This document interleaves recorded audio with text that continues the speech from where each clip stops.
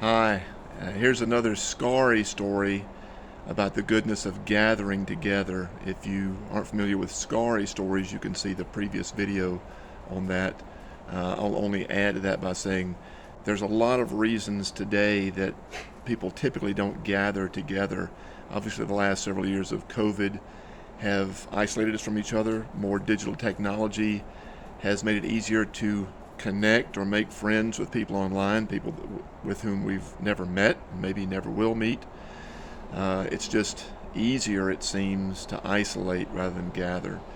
But scarry stories are about the goodness of gathering. So here's one that also involves a little more blood. I won't get too gory for you, but a scarry story is going to involve blood sometimes.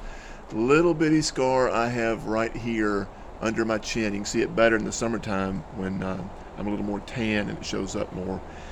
That scar reminds me of the goodness of gathering friends to help other people in a way that will actually help that person.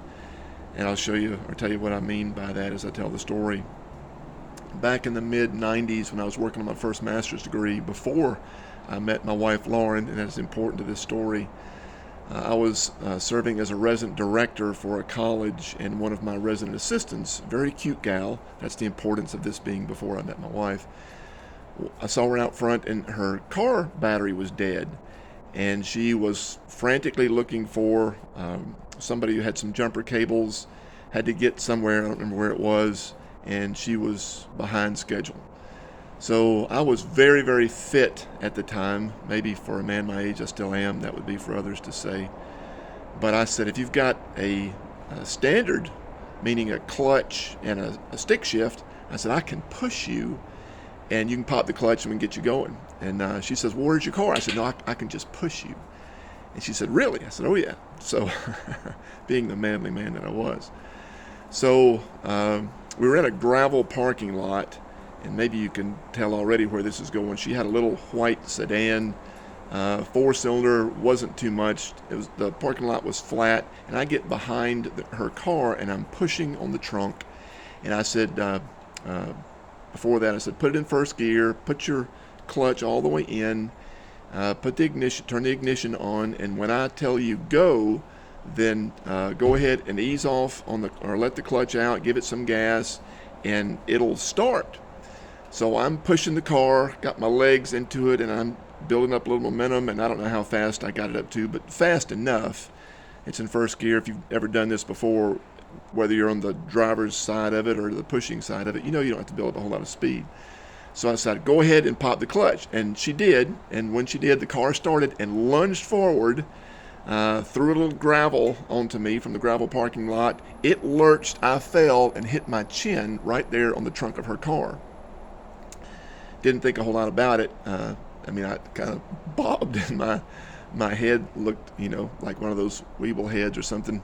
And she said, "Oh, thank you so much." I came around to, maybe receive more than that. Maybe an invitation to join her for dinner sometime, or look forward to talking to you again.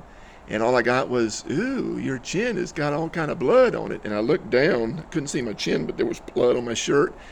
And I said, oh, it's fine, it's fine. She said, okay, and she drove away. Well, I was not only embarrassed at the fact that I didn't get more of a conversation from that, from her for that. I was embarrassed at the blood. I was embarrassed at my pride that had resulted in the fact that I really wasn't looking to help her. I was really looking to help me, to maybe develop more than a friendship out of that, which it didn't. And I'm very thankful now that I've been married to my wife, another woman, for going on 27 years now. She's heard this story too.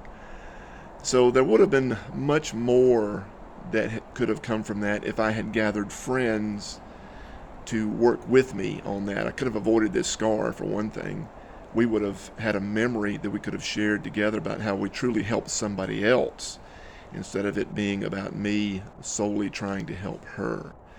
So scars can bring all types of memories to us, but one of the good reasons that I think the Lord left me with this scar is to remind me of the goodness of gathering friends to help me for the reason of truly helping somebody else. All I have from that is the memory of my foolishness, but I have since then learned the goodness of working with others for someone else's true good. Hope that's encouraging to you too.